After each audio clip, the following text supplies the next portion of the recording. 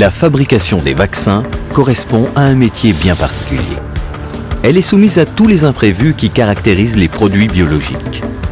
Mais pour que ces produits répondent aux standards les plus exigeants et soient conformes aux bonnes pratiques de fabrication, cette fabrication utilise les moyens techniques les plus sophistiqués et un savoir-faire accumulé au cours des années.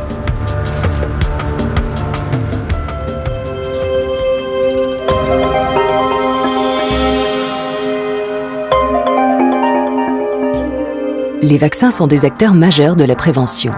Avec l'utilisation du chlore pour rendre l'eau potable, ils sont l'un des plus grands succès de santé publique. Les vaccins sont aussi uniques car ce ne sont pas des produits chimiques, mais des produits biologiques, réalisés à partir de germes vivants. La vaccination reproduit le processus naturel de défense immunitaire d'un individu face à un virus ou une bactérie.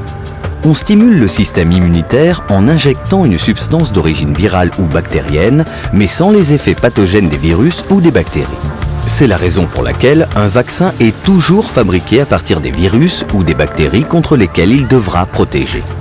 Grâce à de nombreux progrès scientifiques et techniques, les vaccins sont de plus en plus purifiés, ce qui permet une meilleure tolérance, comme par exemple pour le vaccin coquelucheux acellulaire par rapport au vaccin coquelucheux à germe entier.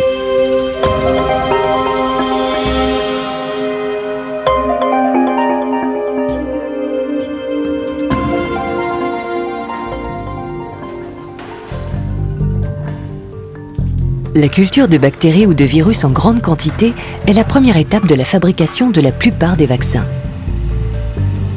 Ce qui caractérise la vie, c'est la diversité. Les bactéries et les virus d'une même espèce ne sont pas toujours exactement identiques. Les milieux dans lesquels ils sont cultivés sont très complexes. Certains contiennent une trentaine de composants qui doivent tous répondre à des normes très précises. Quand on cultive des bactéries ou des virus, on ne connaît le résultat qu'au moment de l'analyse de la récolte. La culture peut prendre 2 jours à 3 mois selon les vaccins. Il n'est jamais possible de prévoir le rendement avec précision. L'association d'un milieu de culture très favorable et d'une souche de bactéries ou de virus très productive donnera un résultat excellent. Inversement, d'autres cultures auront un rendement faible, voire nul.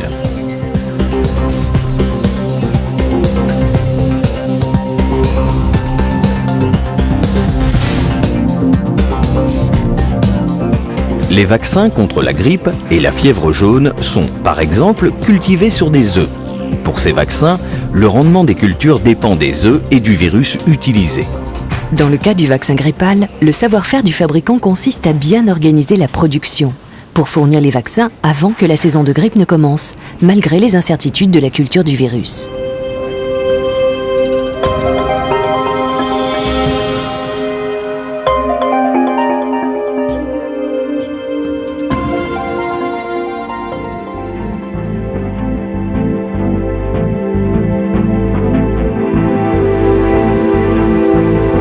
Après la récolte, les virus ou les bactéries sont purifiés pour éliminer toute trace du milieu de culture. Il existe 2 grands types de vaccins. Ceux qui utilisent une bactérie ou un virus vivant atténué, comme les vaccins contre la fièvre jaune ou les oreillons, et ceux qui utilisent une bactérie ou un virus inactivé, autrement dit tué, comme par exemple le vaccin inactivé contre la polio. Des contrôles draconiens et souvent très longs vérifient l'absence de tout pouvoir pathogène. Pour le vaccin contre l'hépatite A, le test d'inactivation dure un peu plus de 3 mois.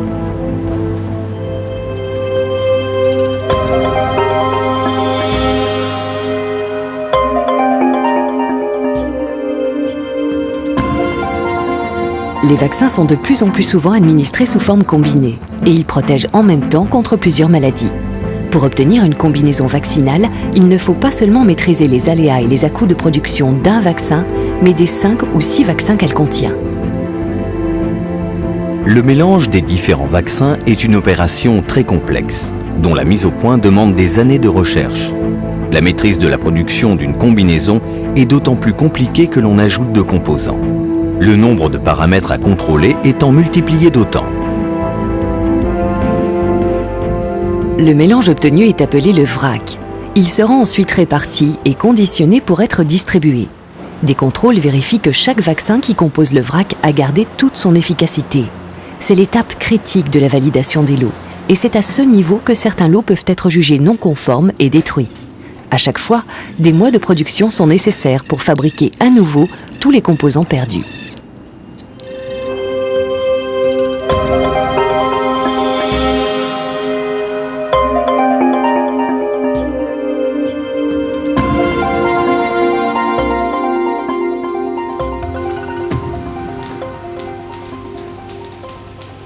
La mise sous forme pharmaceutique se déroule selon des règles de stérilité extrêmement strictes.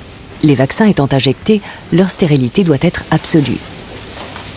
Le personnel revêt des tenues spéciales et suit des procédures très précises pour éviter les risques de contamination des produits. La pression de l'air des zones de travail est supérieure à la pression atmosphérique pour chasser toutes les particules vers l'extérieur. Des contrôles constants sont effectués sur l'environnement pour vérifier notamment la stérilité de l'air. La stérilité de chaque lot de vaccin est contrôlée. Chaque lot de vaccin conditionné, étiqueté, est placé en quarantaine pendant au moins 2 mois, pendant lesquels les autorités sanitaires vérifient les résultats des contrôles effectués tout au long de la production et pratiquent elles-mêmes de nouveaux tests. Un certificat de libération officiel permet alors de commercialiser le lot. Après la libération d'un lot, des échantillons sont conservés en chambre froide pour assurer leur traçabilité bien au-delà de la date de validité.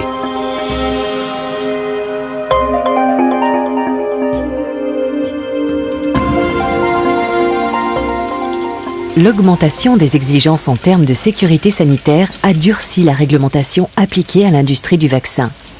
La durée des contrôles réalisés sur le vaccin Haemophilus influenza type B représente, par exemple, 192 jours contre 20 seulement pour sa production. Aujourd'hui, environ la moitié des investissements est consacrée au respect de la sécurité et des normes de bonne fabrication. Et 1/3 du personnel des sites de production s'occupe des contrôles. Dans l'industrie pharmaceutique, un cycle de production représente quelques semaines à quelques mois. Pour élaborer des vaccins, les cycles de production sont beaucoup plus longs et durent de 6 à 22 mois selon le vaccin.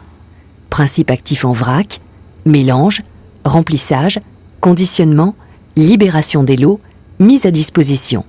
70% du temps de fabrication d'un vaccin est consacré au contrôle pharmaceutique.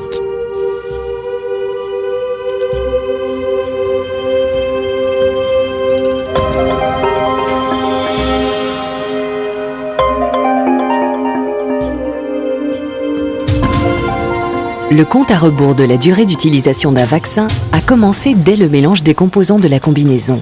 Ainsi, au moment de la libération du lot, plusieurs mois se sont déjà écoulés.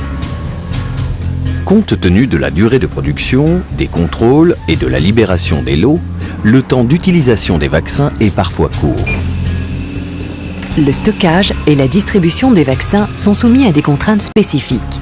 C'est une particularité du métier de producteur de vaccins que de respecter la chaîne du froid.